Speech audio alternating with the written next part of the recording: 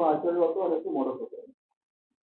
Cyber crime police station Ahmedabad ખાતે એક ફરિયાદ નોંધાવવામાં આવેલી, જેમાં ફરિયાદીને થોડા દિવસો પહેલા એક અનનોન નંબરથી ફોન આવે છે અને જે વ્યક્તિ પોતાની ઓળખ ગાંધીનગર સાયબર ક્રાઇમમાં હેમંતસિંહ પીએસઆઈ તરીકેની આપે છે અને ફરિયાદીને એવું જણાવે છે કે આપે એક અર્બન મેટ્રો કંપનીમાંથી જે દવાનો ઓર્ડર કરેલો હતો એ રિજેક્ટ કરેલો છે અને પછી એમના ખરાબ રિવ્યુ આપેલા છે. એ બાબતે જે અર્બન મેટ્રો કંપનીએ આપની વિરુદ્ધમાં એક ફરિયાદ દાખલ કરી છે અને એ બાબતે પછી ફરિયાદીને એક ફેક નોટિસ આપે છે સાયબર ક્રાઇમ બ્રાન્ચના નામની અને એમને જણાવે છે કે આ તમે અગર કેસ નિપટાવવા માંગતા હોય તો તમને 30,000નો ફાઇન થશે અથવા તો 3 મહિનાની સજા. એવી રીતના કહીને ફરિયાદી પાસે પૈસા માંગવામાં આવે છે અને એમને પ્રોફાઇલમાં બી કોઈ ફેક પીએસઆઈનો ફોટો લગાવેલો હતો. ફરિયાદી આ બાબતે અહીંયા સાયબર ક્રાઇમમાં તપાસ કરતા આવું કોઈ પીએસઆઈ જણાઈ ન આવે એટલે એમને સોર્સ હોવાનું જણાતા એમને સાયબર ક્રાઇમ પોલીસ સ્ટેશન ખાતે ફરિયાદ આપેલી હતી. જેમાં ટેકનિકલ એનાલિસિસના આધારે 2 આરોપીની ધરપકડ કરવામાં આવી છે. એક જે મુખ્ય આરોપી છે એમનું નામ છે અજય બાબુલાલ વર્મા ઉર્ફે અંજુ અને બીજા એક છે હિમાંશુ પરમાર.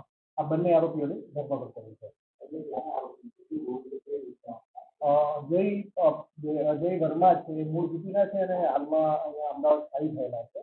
એ પોતે એક આયુર્વેદિક કંપનીના પહેલા સેલ્સમેન તરીકે કામ કરતા હતા, અંકુશ આયુર્વેદા નામની કંપની.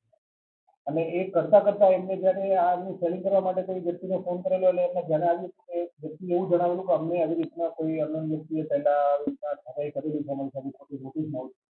એ નોટિસ અમને વ્યક્તિ પાસેથી મેળવી અને ત્યાંથી અમને પ્રેરણા મેળવી જવું આપણે બી કરી શકીએ. એટલે ત્યાંથી છેલ્લા 2 મહિનાથી એના સહ આરોપી હિમાંશુ પરમાર સાથે આ અલગ અલગ લોકોને આવી રીતના ધમકાવીને ખોટી નોટિસો મેળવતા હતા. બીજી તપાસમાં એ આવ્યું છે કે જે આ લોકોનો ડેટા છે એ પોતે ફેસબુકમાં એક એડ ચલાવતા અંકુશ આયુર્વેદાના નામે, એટલે ત્યાં એ એડથી જે ડેટા જનરેટ થતો, આ ઉપરાંત સોશિયલ મીડિયા મારફતે બી એ ડેટા અલગ અલગ આયુર્વેદિક કંપનીનું કોઈ સર્ચ કરેલું હોય તો એ ડેટા મેળવતો હતો અને એ ડેટામાં જે લોકો હોય છે એમને ફોન કરીને આવી રીતના ખોટી નોટિસો આપીને એની સાથે વિખંડન કરતા.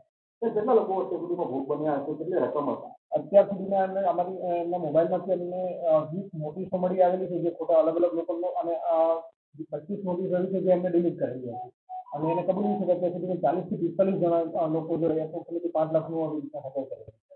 આજે મૂળ આરોપીઓ છે એ લોકોને આ રીતના આઈડિયા કઈ રીતે આવ્યો અને કઈ રીતે આ લોકો કેટલા સમયથી કરતા? એટલે પહેલા જણાવ્યું તો છેલ્લા 2 મહિનાથી આ લોકો આ કરી રહ્યા છે અને એના આઈડિયો પોતે જ્યારે સેલ્સમેન હતા અંકુશ આયુર્વેદામાં ત્યારે લોકોને દવાના સેલ માટે ફોન કરતા. એમાંથી જ્યારે એક વ્યક્તિ એને જણાવ્યું કે અમારી સાથે આવી રીતના ઠગાઈ થઈ હતી, ખોટી એક નોટિસ આપવામાં આવી હતી, એટલે એ વ્યક્તિ પાસે એમને નોટિસ મેળવી અને ત્યાંથી એમને પ્રેરણા મળી કે આપણે બી એવી રીતના ઠગાઈનું નેટવર્ક ચાલુ કર્યું. અગાઉ કઈ રીતે ગુનામાં આ લોકો પકડાયા? બેકગ્રાઉન્ડ અગાઉ કોઈ ગુનામાં હજી નથી પકડાયેલા, બટ સેલવાસા પોલીસ સ્ટેશન ખાતે આ લોકોની વિરુદ્ધમાં એક ફરિયાદ દાખલ થયેલી છે અને બીજી કોઈ જે 40 થી 45 લોકો સાથે એમની ઠગાઈ કરેલી છે એની સાથે બીજી કોઈ ફરિયાદ નોંધાઈ છે એની બી આગળ તપાસ કરી છે. બંને અમદાવાદમાં છે.